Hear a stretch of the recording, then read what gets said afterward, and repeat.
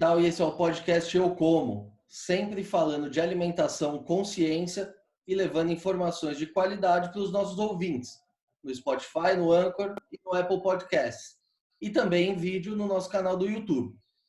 E hoje nós vamos falar sobre um alimento genuinamente brasileiro e muito popular em todo o país, a mandioca, também conhecida como aipim ou macaxeira, dependendo da região.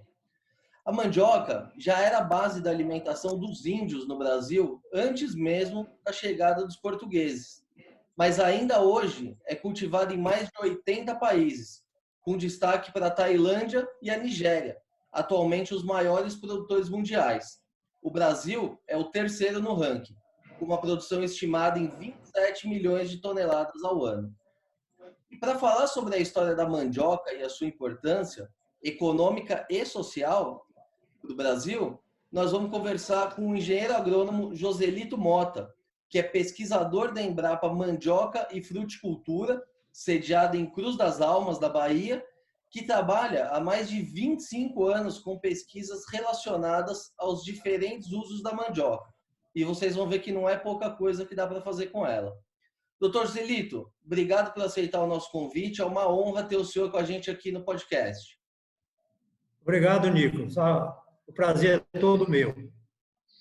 E, doutor, para começar essa história do começo, né? A mandioca é um produto genuinamente brasileiro mesmo? É um produto que, enfim, não existia em nenhum lugar do mundo antes da chegada dos portugueses? Perfeito. Os estudos apontam, mesmo os mais refinados, com o uso do carbono 14, indicam a mandioca como centro de origem e dispersão no Brasil. E aí os estudos apontam que na região central do Brasil, mais ao norte, é justamente o centro de origem da mandioca. Daí a mandioca foi para a África, para a Ásia e, como você disse, é cultivada hoje em cerca de 80 países no planeta. E, doutor, a mandioca foi citada até na primeira carta do Pero Vaz de Caminho para o rei de Portugal, né? O que ele dizia em relação à mandioca? Um trecho da carta diz o seguinte: eles não lavram nem criam, se referindo aos índios. Aqui não há boi, nem vaca, nem cabra, nem ovelha, nem galinha, nem qualquer outra criação que acostumada seja ao viver dos homens. Quando se referia aos nativos, e os via bastante fortes, robustos, diziam eles não comem senão de outra coisa, a não ser do inhame que brota da terra. Aí o nosso Pero Vaz de Caminha, ele pisou literalmente na bola, porque o inhame a que ele se referia era a lembrança do que existia lá em Portugal, porque das colônias portuguesas da África ia o inhame, e ele achou assemelhado e fez essa referência. Na verdade, a mandioca é genuinamente brasileira, pois a sua origem precede o descobrimento. Os registros, estudos, mesmo em sítios arqueológicos, apontam o Brasil como centro de origem e dispersão da mandioca. E daqui ela seguiu para a África, para a Ásia e é cultivada em cerca de 80 países do planeta. E, doutor, quando é que foi que a mandioca começou a se espalhar pelo mundo? O que os estrangeiros viram de tão especial nela? A mandioca, ela, de certa forma, surpreendeu os portugueses e daqui, nas próprias viagens, os portugueses iam buscar os escravos e levavam também manivas. Isso é uma explicação até de que hoje a Nigéria, que é um país do continente africano, você sabe, a África são 54 países, o dobro de estados que tem o Brasil, são 54 países. E hoje a Nigéria é apontada como o primeiro produtor mundial. Tem um outro também muito próximo da Nigéria, Gana, que também tem uma certa liderança na produção de mandioca. Mas foi a partir do descobrimento que começou a expandir, foi para a América Central, percorreu as Américas e a mandioca, então, muito antes, podemos dizer milhões de anos antes do descobrimento, milhares, né? De alguns milhões, que é a história do Brasil, que você tem a mandioca como realmente esse produto aqui produzido. E o senhor disse que a Nigéria hoje é uma das maiores produtoras. A mandioca se deu bem por lá por ter uma característica parecida com o Brasil? Exatamente, porque é um ambiente, a mandioca ela se adapta preferencialmente em solos, em regiões tropicais. As regiões mais frias não são adequadas para a mandioca. Até um limite de 15 graus aproximadamente, daí para cima é o ambiente ideal para a produção da mandioca. Portanto, ela é tropical. E doutor, o senhor acabou de dizer que mandioca não é tudo igual, né? Existem várias variedades. Quais são os tipos hoje existentes no Brasil que são produzidos comercialmente? Olha, nós temos, diferenciando tecnicamente, né, no plano científico, você tem as variedades chamadas mansas, doces ou de mesa, que são os aipins ou macaxeiras. E você tem as variedades bravas. Essas variedades bravas são normalmente utilizadas, principalmente na região Nordeste, para a produção de farinha. O que é que diferencia ser mansa ou brava? É um princípio tóxico que está contido na planta, tanto folhas como na raiz. Aí você tem as variedades que têm um teor de ácido cianídrico, que é o princípio tóxico. Abaixo de 100 partes por milhão, 100 ppm, são consideradas variedades mansas. E as que têm acima disso são as variedades bravas. Essas bravas normalmente não se põem à mesa para consumir, a não ser processadas, raladas, prensadas, torradas, para termos a farinha de mandioca. Então, são primas, as mansas e as bravas são primas. Mas então, essas aí, as bravas, né, que o senhor diz, elas podem oferecer algum tipo de risco ao consumidor? Se comer muito, pode ter algum problema?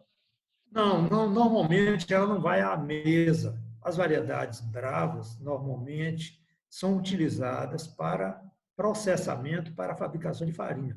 As variedades que temos à mesa são as variedades mansas. Aí você me diz, como é que eu vou saber? Né? É uma curiosidade. Existem algumas características. As variedades mansas, geralmente, elas amolecem depois de cozidas. As bravas também já não têm mesmo essa característica, ficam endurecidas. Se você dá uma mordiscada na raiz, a que é chamada mansa, de mesa, aipim ou macaxeira, ela é ligeiramente adocicada. E as variedades bravas são também chamadas de amargas. Se você coloca e morde um pouquinho, aí você percebe, né, essa diferença de que ela não é adocicada, ela é amarga. São algumas coisas assim simples e o consumidor, se quiser fazer o teste, faz. Mas a determinação mesmo do teor de variedades em relação ao ácido cianídrico, a prova real é feita em laboratório.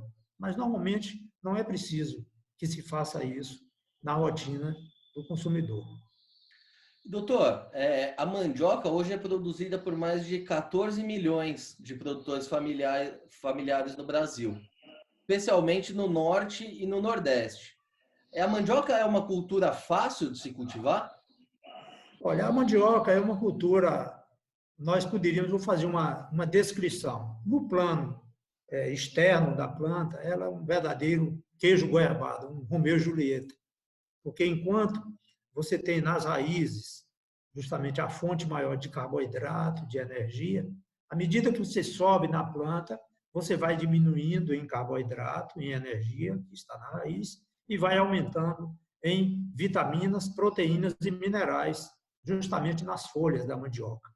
Então, ela tem essa composição que dá esse balanço, né?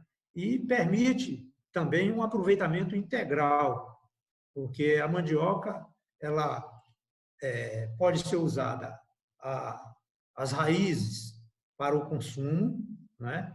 Você pode usar as raízes para a extração do ouro da mandioca, que é o carboidrato, que é o amido, que faz a tapioca, e você tem as folhas e ramas que podem ser utilizadas para alimentação animal.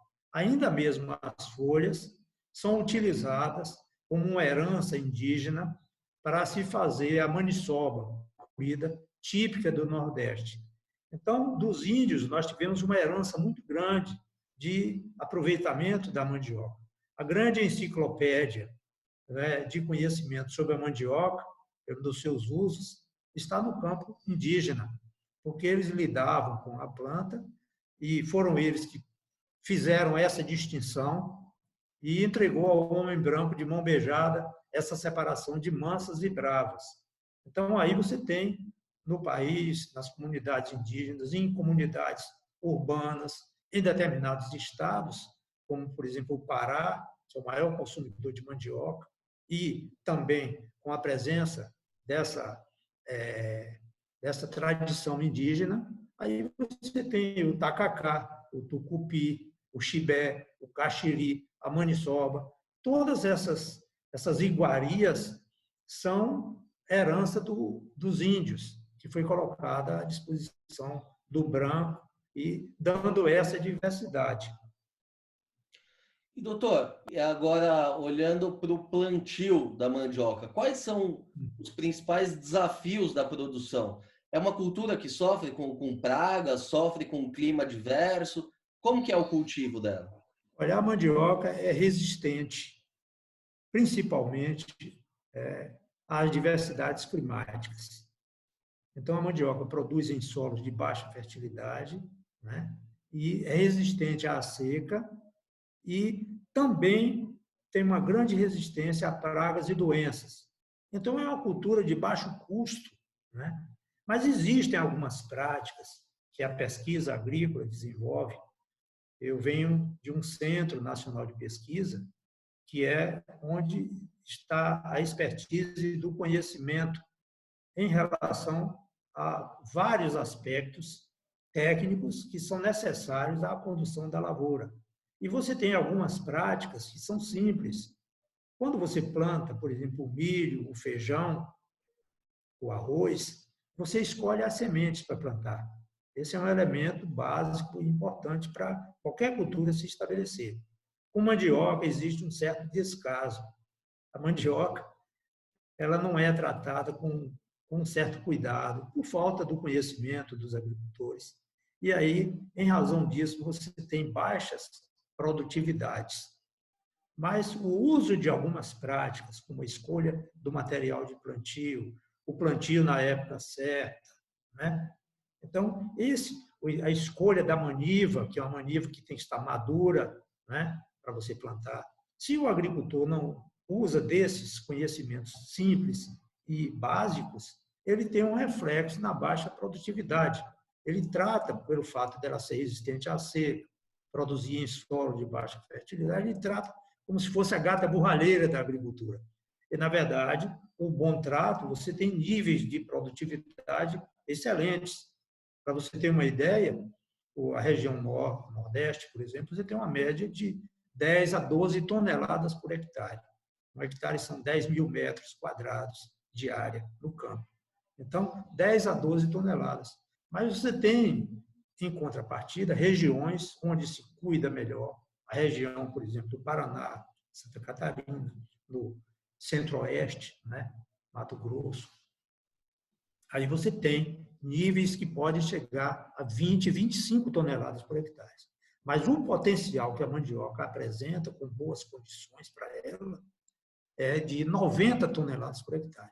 Então, nós estamos muito ainda distante de conseguir o potencial máximo que ela apresenta.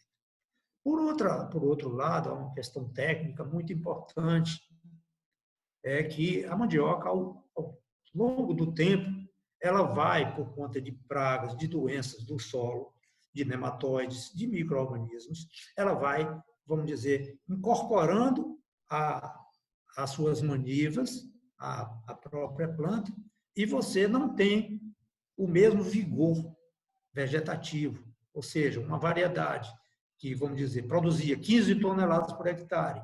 O uso contínuo da mesma variedade, né, ele vai, ao receber esses elementos adversos do cultivo incessante, aí ele vai reduzindo a produtividade.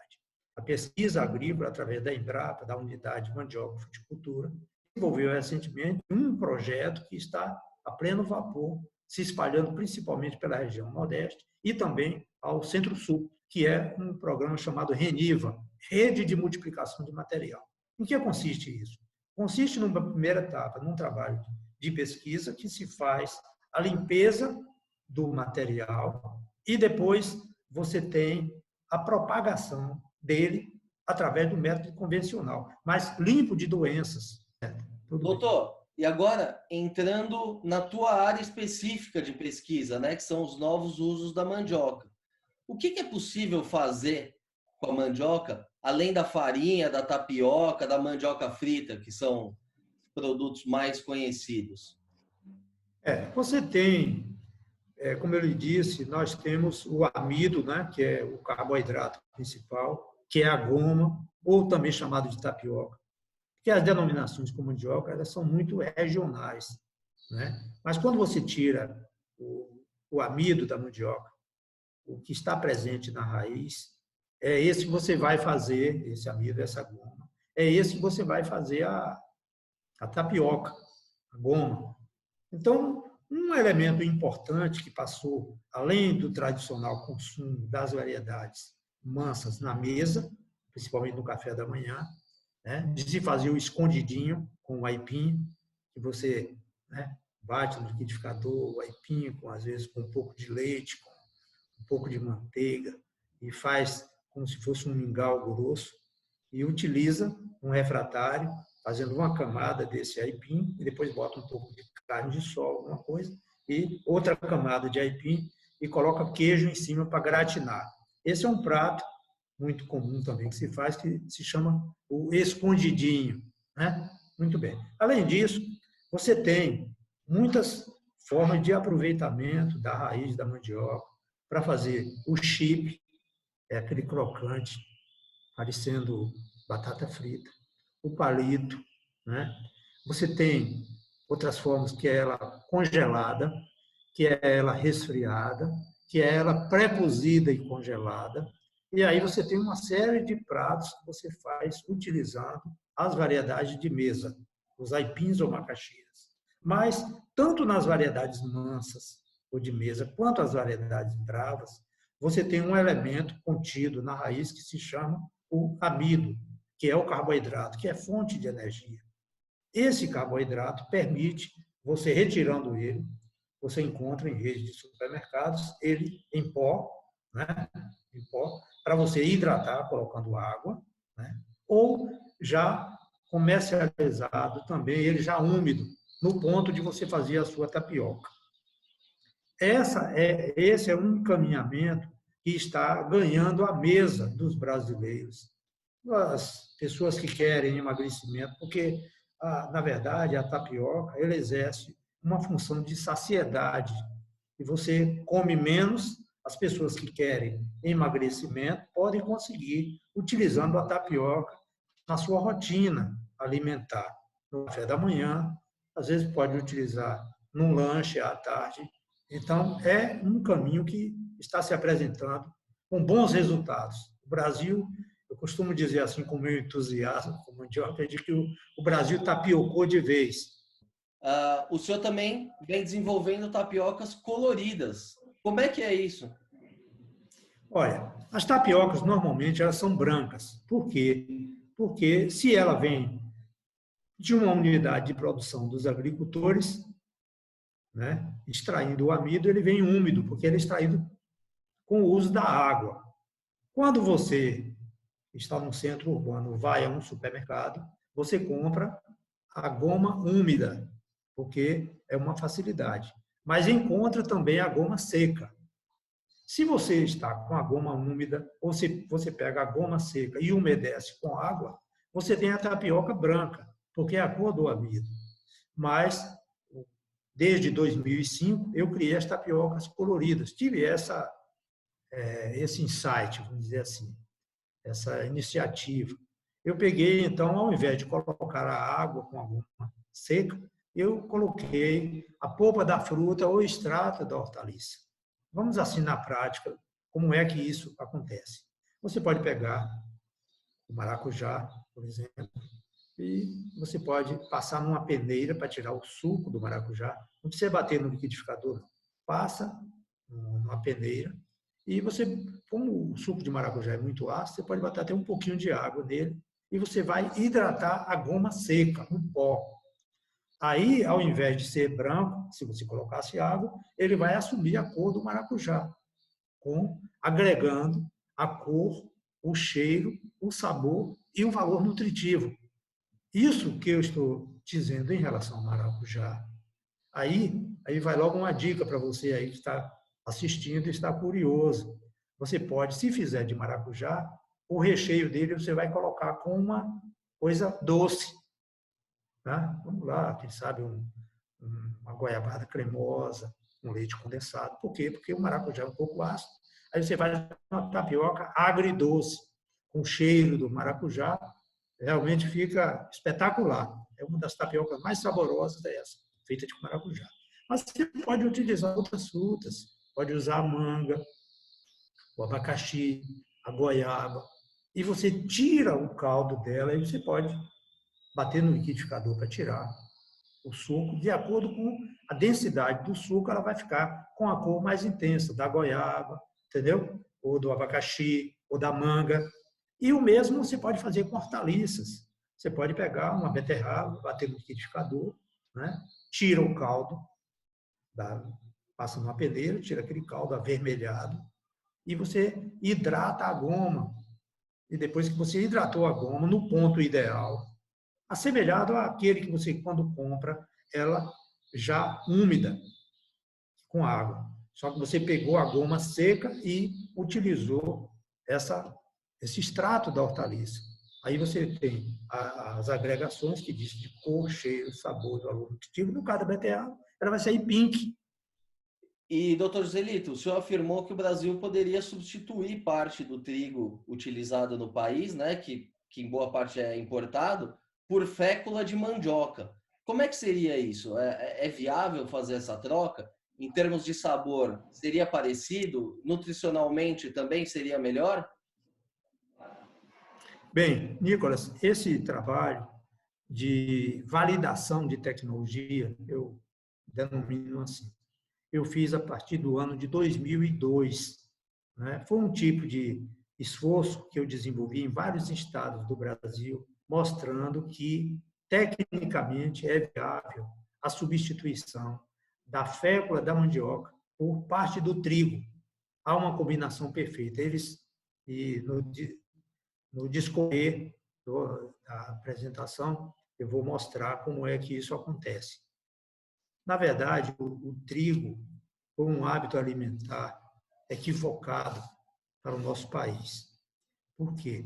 Porque o Brasil tem muitas fontes de carboidratos, né, como o inhame, a batata doce, a mandioca, o milho, o arroz. E, no entanto, o Brasil, né, utiliza o trigo já desde a década de 50 do século passado.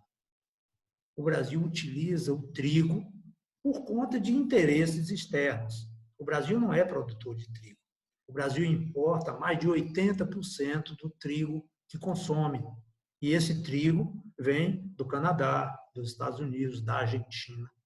Isso quer dizer que quando você chega na sua padaria preferida e você compra 10 pãezinhos, 10 pãezinhos francês, que é o carro-chefe da indústria de panificação, 8 pães você está pagando para o mercado externo.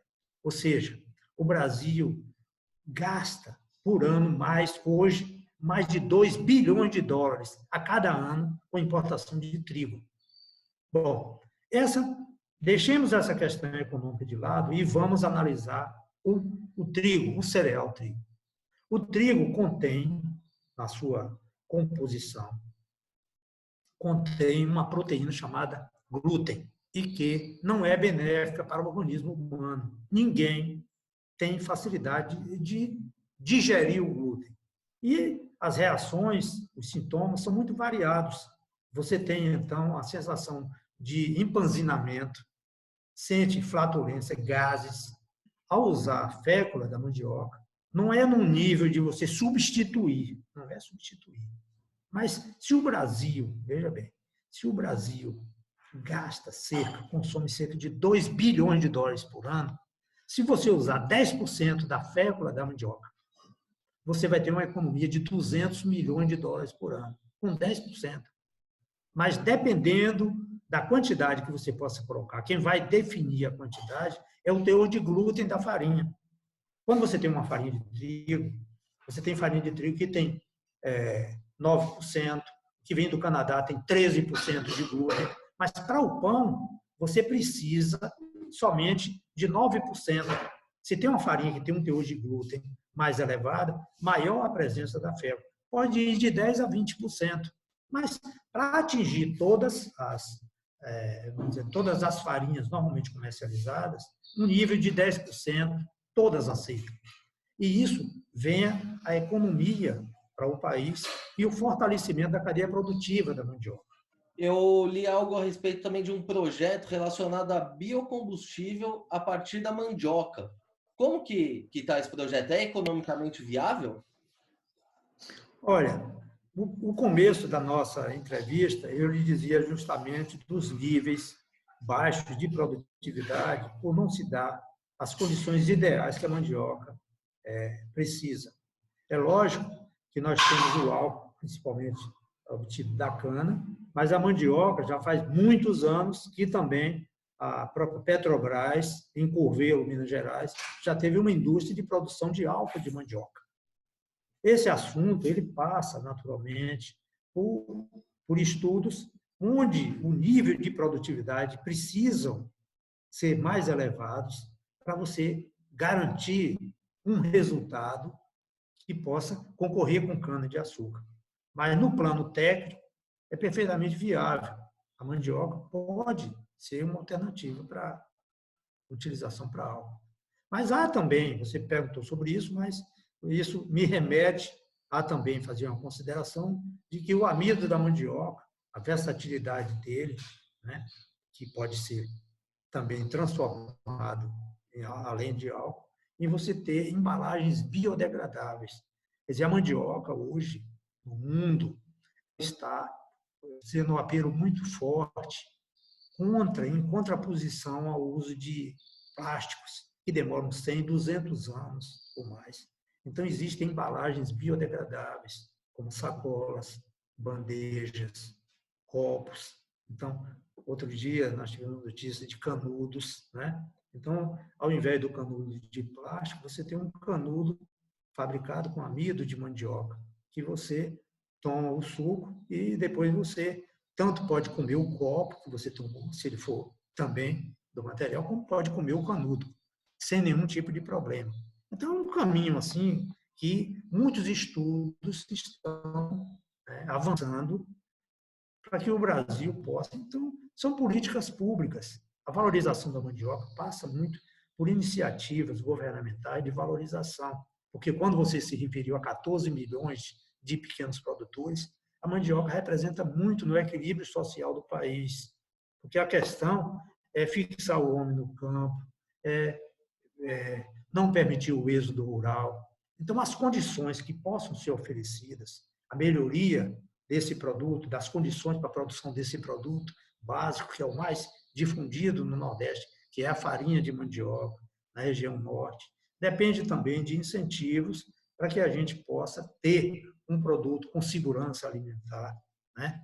Que possa, essa variedade tão grande de farinhas que temos, como as farinhas do Nordeste, a farinha de Copioba, que é na região de Nazaré, né? Que é uma farinha notável, crocante, espetacular, para o hábito alimentar do baiano dessa região. Aí você tem farinha de Buerarema também na Bahia. Aí, quando você pula para outros estados, para o norte, aí você tem a farinha de Cruzeiro do Sul, no Acre, que é excelente. Você vai para o Amazonas, aí você tem a farinha de Uarini, uma farinha que é chamada de ova de peixe, né? Lembra uma ova de peixe, mas um tipo de farinha que é fermentada, herança dos índios, que as raízes passam por dentro d'água para fermentar e depois é que se faz a farinha. Tem a farinha de Bragança, né? Então, algumas dessas farinhas já estão passando pelo processo de indicação geográfica, ou seja, os cuidados na produção, a segurança alimentar. Então, você tem uma diversidade, quer dizer, o Brasil, como um continente, ele tem uma diversidade muito grande. E aí, às vezes, me perguntam assim, para me encostar na parede, qual é a melhor farinha do Brasil? Eu digo, a melhor farinha do Brasil são várias. Uma certa feita, eu fiz um programa de TV faz muito tempo, e existia um programa chamado Muvuca, com a Regina Casé, muito conhecida, e o programa dela era muito escrachado, assim, brincalhão. E ela me perguntou, Joselito, por que se come tanta farinha de mandioca no Brasil? Ele disse, olha, Regina, porque a farinha no prato aumenta o que está pouco, esfria o que está quente e engrossa o que está ralo. E na pança é que dá sustância. Uma coisa assim jocosa, brincalhona, mas faz parte desse cenário da mandioca. Muito bem. Bom, esse papo tá ótimo aqui. Acho que dá para a gente ficar mais umas 2 horas falando sobre mandioca, mas infelizmente o nosso tempo está acabando já. Doutor, para encerrar aqui, qual que é a mensagem final que o senhor mandaria para os nossos ouvintes? A gente precisa comer mais mandioca? Tem espaço para crescimento da cultura ainda no Brasil? A mandioca é uma riqueza ainda muito pouco conhecida. E como nós temos um concorrente muito forte e a mandioca precisa ter o seu espaço, eu diria a você que você precisa ter bons hábitos alimentares, melhorar. E um dos caminhos é esse. Saúde tem rota, menos trigo e mais mandioca. Muito obrigado. Muito bem, pessoal. Essa edição do podcast Eu Como vai ficando por aqui. Lembrando que esse podcast tem o patrocínio da Crop Life Brasil e volta com a sua programação normal na próxima sexta-feira. Por hoje é isso e até a próxima.